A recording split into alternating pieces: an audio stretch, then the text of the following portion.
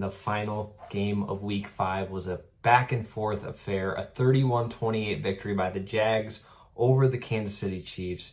And this game had all sorts of crazy plays, a 99-yard pick six, Trevor Lawrence, multiple rushing scores. It was a crazy game altogether. Starting on the Jacksonville side, like I mentioned, Lawrence, 221 and a touchdown, added 2 more scores on the ground, 54 yards. He was scrambling all over the place in this one. BTJ has a solid 4 for 80 on 6 targets.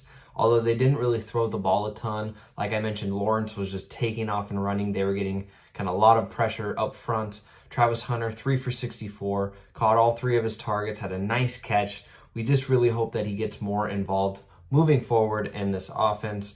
Big note, Brenton Strange goes down in this one with a hip injury. He did not play at all in the second half, so we will have to see what his status is. But like I mentioned earlier in the video, there are lots of good tight ends to choose from at this point. Brenton Strange has been fantastic. Hopefully it's not too long of an injury, but he definitely got hurt in this one. We will have to see what his status is moving forward. Travis Etienne, a solid game against a tough run defense. Averaged 4 yards a carry, had a couple of receptions, just didn't get in the end zone.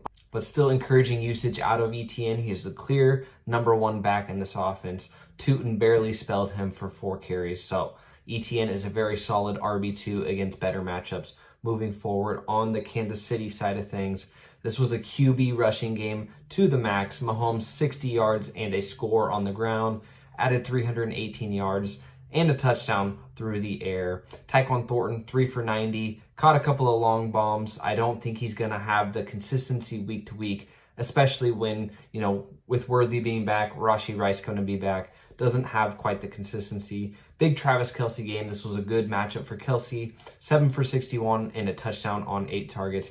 I think you're going to be able to plug him into your starting lineup most weeks. Even though he's not taking as many snaps and routes as he used to, he's taking the ones that matter and he's making big plays with that. Hollywood Brown, a nice 4 for 48. Could have been better, obviously, with the 8 targets. And then Xavier Worthy gutting it out with the shoulder, with an ankle injury. 6 for 42 on 9 targets, leading the team.